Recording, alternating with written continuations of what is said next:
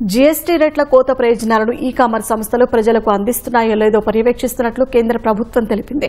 GST రేట్లు తగ్గినప్పటికీ నిత్యావసర వస్తువుల ధరలను కొన్ని ఈ-కామర్స్ సంస్థలు తగ్గించలేదని ప్రజల నుంచి ఫిర్యాదులు వెల్లువెత్తాయి. ధరల మార్పు జరిగిందో లేదో క్షేత్రస్థాయిలో పర్యవేక్షణ జరుగుతుందని కేంద్రం వెల్లడించింది. సెప్టెంబర్ 30లోగా క్షేత్రస్థాయి నుంచి నివేదిక అందుతుందని వివరించింది. కాబట్టి ఆ ఫిర్యాదులపై వెంటనే స్పందించలేమని తెలిపింది. జీఎస్టీ సంస్కరణలు సోమవారం నుంచి అమల్లోకి వచ్చాయి. గతంలో ఉన్న 4 స్లాబుల జీఎస్టీని 2 స్లాబులు 5-18% మార్చి అమల్లోకి తెచ్చారు. ఫలితంగా కిరాణా సరుకులపై కుటుంబ ఖర్చులు 13% తగ్గనుండగా ఒక చిన్న కారు కొనుగోలు చేస్తే 70,000 వరకు ఆదా కానుంది. ప్రభుత్వ అంచనాల ప్రకారం స్టేషనరీ, దుస్తులు, పాదరక్షలు, ఔషధాలపై ఖర్చులు 7-12% తగ్గనున్నాయి. వ్యక్తిగత ఆరోగ్య జీవిత బీమా పాలసీలపై ఉన్న 18% పన్ను తొలగించడంతో ఆ మేరకు ఆదా కానుంది.